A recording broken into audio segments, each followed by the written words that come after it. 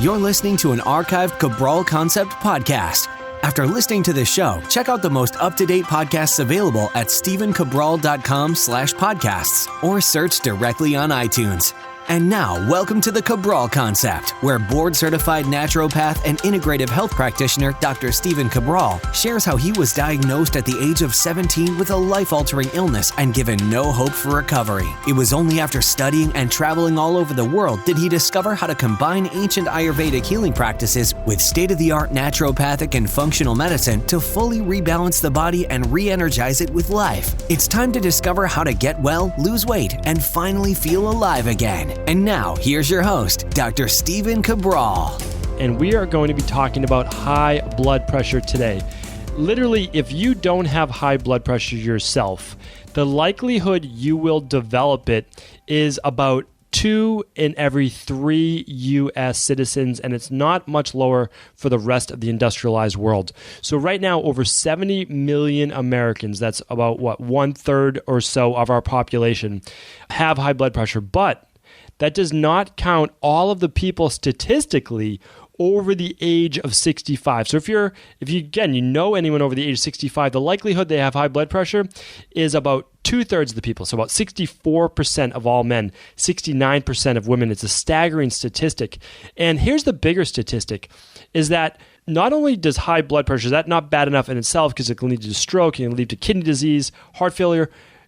7 out of 10 people who have their first heart attack also have high blood pressure. And in the United States alone, we're spending $46 billion. So like I said, if you don't have high blood pressure, it has to be something that you're watching out for. And you need to share this information with anyone you know who does currently have high blood pressure or is pre-hypertensive, meaning like they're on their way to having high blood pressure. And high blood pressure is typically characterized, when you take your blood pressure, the top number, the systolic number, is usually over 135. That would be high. And the bottom number, the debate is anywhere over 85 to 90. That's called the diastolic. Now, keep in mind, normal blood pressure, or just like average blood pressure, which is considered totally fine and normal, is about 120 over 80. And again, we're not going to talk about low blood pressure today, but you just want to keep yours under 130 for the top number and under 85 for the bottom number. So now let's get into high blood pressure, because here's the thing. We're spending almost $50 billion a year on it. People are dying literally left and right from, it's not even a disease, from a symptom that is very clearly defined. And it's unbelievable. I mean, it really is. This kind of stuff really aggravates me, because in natural medicine and in functional medicine, we've known forever that there are very specific reasons why people get high blood pressure. And I want to go through those with you today so that you have all the information you need to either share it with others or help yourself. And so one of the big things for me is that I work with, obviously, a lot of people in my practice that have high blood pressure, because you can just see from the statistics that a lot of people would come in with that particular issue. Now, for the most part, like there's a lot of people come in and they're blood pressure is in the 140s, and maybe it's in like the low 90s for the diastolic. That's very, very, simple to correct. And we're going to go through all the different ways that you can correct it. But I've worked with a few people whose blood pressure close to 200 for the systolic, the top number, and over 140 for the bottom. I mean, that's very close to any minute literally having a stroke. That's the potential for it. So I've worked with some people where they've literally been given no hope. They're on multiple medications. They're on diuretics. They're on all sorts of different beta blockers, calcium channel blockers, you name it. They've tried it. They've seen specialists all over the place. And I'm in Boston, so I'm in a very high conventional medicine, very smart conventional medicine area. And for a lot of people, if the medication doesn't work, they don't give them any other suggestions. They say, okay, try to eliminate or limit salt in your diet. But that's not enough, because for some reason, and again, I don't understand this, because I studied the same textbooks in terms of pathophysiology or basically disease states and how the body works and how the sympathetic nervous system works, which is the fight or flight response, to the parasympathetic, which is the rest and relax.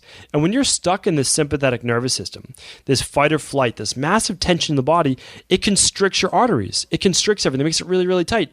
Well, when it makes it really, really tight, your blood pressure is going to go up.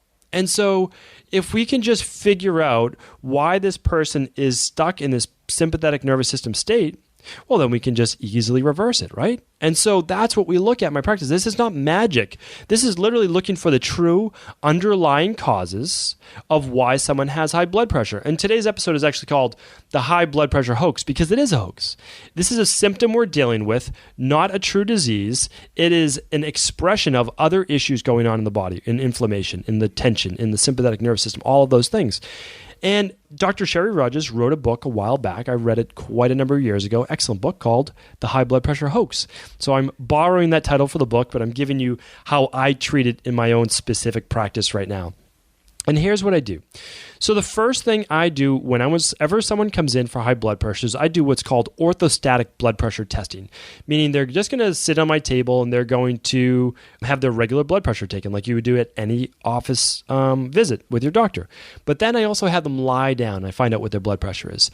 And then from a lying position, I have them stand. And I want to see how great a jump from lying to standing is. And that will give me a lot of kind of data points that will show if their body's in a greater fight or flight or sympathetic nervous system response. Because if it jumps more than 12 points, then I know there's a greater response to stress in the body. And then again, I know how to correct that. The other thing is I run a hormone test called the adrenal stress test, and I look to see what their cortisol levels look like. And I do that all throughout the day. So I do it's called a diurnal. I do a 24-hour cortisol test, and I look at it upon waking, at noon, at 4 o'clock, and then right before bed, okay? Because we want really low nighttime cortisol. They're finding right now, the research is showing that higher blood pressure at night is actually more dangerous than in the day when you first wake up. So if you have high blood pressure, I recommend taking it at night. I just use the Omron blood pressure cuff. It's fantastic. We'll link it up in the show notes. Very inexpensive, and I highly recommend that for you as well. So check that nighttime cortisol especially, but check it during the day to make sure you're not producing too much cortisol, again, which is going to constrict those arteries. The other thing I look for, or if not just supplement with, is good old-fashioned melatonin, which will help not only with higher blood pressure, but to get to the body in a nice, deep, deep sleep. And when I can do that, I can then turn on more of the parasympathetic nervous system, which relaxes the arteries, right? It just dilates them. So we're talking about constricted tight arteries, which leads to high blood pressure, and then dilation, which leads to relaxation, right? Okay, so I want to look at that. And then with each person, as I'm giving them a plan to help them rebalance their body, because remember, I'm not treating high blood pressure, because high blood pressure is a symptom. I don't treat diseases. I don't treat symptoms. I look for the underlying root causes. High blood pressure is nothing. It isn't anything. Yes, it is high blood pressure. That's what it is. But how do you treat that? You can't. It's just high blood pressure. What I need to do is treat the things that are causing the high blood pressure, which are the inflammatory foods a lot of people are eating. So I have to decrease those sugars in their diet. I need to decrease a lot of the omega-6 fats, like those processed carbs, that inflammatory carbohydrates that they're eating. And I also need to do what's called a hair tissue mineral analysis. Really, really important. Probably even more important than that adrenal saliva test that I just talked about a minute ago. The hair tissue mineral analysis will look at 4 electrolytes. So the 4 main electrolytes, or only four electrolytes: calcium, magnesium, sodium, potassium. So I want to look at the calcium to magnesium ratio. This is the most important. I know you've been told to watch out for salt before, but not as important as the calcium-magnesium ratio. Here's why. Again, this is taught in medical school, so again, I'm not, it's just glazed over apparently. When calcium is high, when calcium is pulled higher into the bloodstream, meaning like you're stressed, I can't go through all of this today because the episode will be a half hour long, but I will do a more in-depth show later when we have a more specific high blood pressure plan to give you. Because again, I understand that I'm not going to be able to see every single person in my practice, but you need to know this information. So when you're stressed, calcium's pulled into the bloodstream. It's used as a buffer, but it's also used to basically get into a sympathetic nervous system response. Calcium helps get that response going because it's going to help constrict the arteries. Okay, well, what magnesium is supposed to do is it's supposed to follow along. It's basically the antagonist to calcium. That means when calcium constricts the arteries, magnesium is going to dilate them, all right? It's going to relax them. And the interesting thing is calcium, we obviously have an abundant storehouse of that in our body, right? We have our bones, and our bones are predominantly calcium. They're going to be able to be pulled from that for that really dominant mineral. Now, magnesium, that has to be brought from our diet and a lot of other things. And again, if we have low stomach acid, it's going to be really difficult to break down our foods well enough to extract magnesium from our gut. Now, of course, I do look at low potassium as well. I want to make sure that potassium can then balance sodium, because magnesium balances calcium and potassium balances sodium. So remember, it's not about just sodium. It's about looking at the other electrolytes and how they're balanced. And that is where conventional medicine just misses it. And again, I'm not talking negatively about conventional medicine. I just don't believe they do a great job with chronic-based disease. I think they do the absolute best job at acute medicine, and I'm very, very happy that we have our emergency rooms and the ability to use conventional medicine as needed. I absolutely do believe in it. But they miss the chronic-based issues, and that's just the way it is. If you're using a medication right now, there is 99.9% of the time a solution in natural-based medicine. That's just the way it is. And I believe you owe it to yourself to look into that. All right, this episode's getting long already. So let me go through a few other things you want to look into. You want to look at that low stomach acid that I was talking about before, weak protein breakdown. When your gut is not doing a great job at breaking down proteins, and I know so many people are on acid blockers, which again, I'll talk about that in another episode, is completely insane. You can't break down protein. You can't break down protein without acid. That is like fundamental to biochemistry. You cannot break down protein adequately. We're talking about animal meat for the most part, or just heavier protein without stomach acid. That's the way it is. It takes far too much digestion. You're trying to use enzymes when acid is what's supposed to be used in the gut and the stomach. So that fermentation, that poor breakdown of protein, and this intestinal-based permeability can allow proteins to also seep into the bloodstream, which can also gunk up, that's a real technical term right there, the blood, and allow for too much coagulation, too much thickness to the blood itself. Agglutination is what they often call it. Okay, so another thing you need to look at is heavy metals. So heavy metals, you can do a urine-based test, or you can do a heavy metal test that we use for our hair tissue mineral analysis. Really, really great to look at. High levels of mercury have also been correlated in aluminum with higher levels of blood pressure. Okay, missing nutrient that could absolutely be fantastic for you is taurine. Taurine helps augment magnesium. It helps with the detoxification process. It helps dilate arteries. Fantastic to use as well. Arginine. Arginine is a dilator. Citrulline is great too, but arginine is more commonly known, and what it does is also dilates. It's also been known as the natural Viagra. It is a dilator, really, really powerful as well.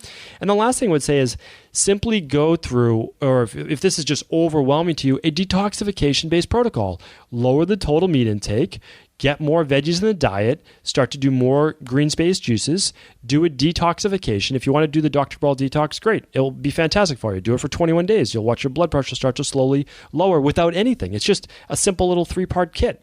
But you can also use so many other things. You can see a functional medicine doctor who specializes in this. Because remember, a lot of functional medicine doctors, they just kind of use that tagline and they use a little bit of vitamins here, a little bit there. You need to always look at those underlying root causes. If you can find someone in your area who understands the underlying root causes, well, then you can figure out anything that's going on with your body. I truly believe that because I've seen it all now. I've worked with people overseas who get referred to me for all sorts of mystery-based diseases. We'll call it diseases. I've worked with millionaires and billionaires who see the absolute best doctors and specialists all around the world. They can fly in anybody they want and nothing is working for them. And I've had the pleasure to meet a few of these people and help them lower their blood pressure, help them lower their cholesterol, help them live longer so that they can enjoy the success that they've had in life. So just keep in mind, all I'm trying to do is I want to give you hope. I want you to understand that you can work with myself, you can work with my team, or you can also try this on your own. I don't have to be the person for everyone, but I do want to be the person who gets that information out to you because I believe you deserve to know this information. It's been kept from you, and the reason it's been kept from you is because there's no profit in this. When I help lower someone's blood pressure, we wean off supplements. We're using then just good nutrition after that. There's no pharmaceutical drugs. There's no monthly recurring payments in terms of again pharmaceuticals or beta blockers or anything like that. It's just that's the way it is, and that is never going to be presented to you because there's no patent on it, and that's unfortunate. It really is. I don't believe in that. I don't believe in putting profits over people. I believe in the direct opposite of that. I have no problem with a business making money, but not at the expense of the people that it's trying to help or should be trying to help. So before I keep on ranting, we're going to keep it there. Thank you everyone for tuning into this episode. I'm going to be doing more of them on every specific dis-ease that you've ever heard of, and I'm going to be showing you all of those underlying root causes and how you can fix your own body. Thank you again for tuning in. I want to sincerely thank you for your support of this podcast. I couldn't do it without you, and I mean that. I truly do. I also want to make sure you knew that we now have multiple ways for you to find your answers to the most difficult health, wellness, weight loss, and anti-aging questions. You can find podcast-specific topics like thyroid, adrenal, hormones, sleep, digestion, Ayurveda, and many more at stevencabral.com/podcasts that will then link you to your favorite Apple, Spotify, and other podcast players. Plus, all new podcasts and weekly exclusive video content is being added to our YouTube channel at youtube.com/Stephen Cabral. And that's Stephen with a PH. Head on over and subscribe so that you don't miss any of the exclusive content. Lastly, if you've ever found any of my podcasts or books to be helpful, I would really appreciate it if you could leave a review on iTunes or your favorite media player for the podcast. Rating and subscribing to the YouTube and podcast allow me to reach more and more people and help spread my mission of healing throughout the world. Thank you again for being a part of this movement.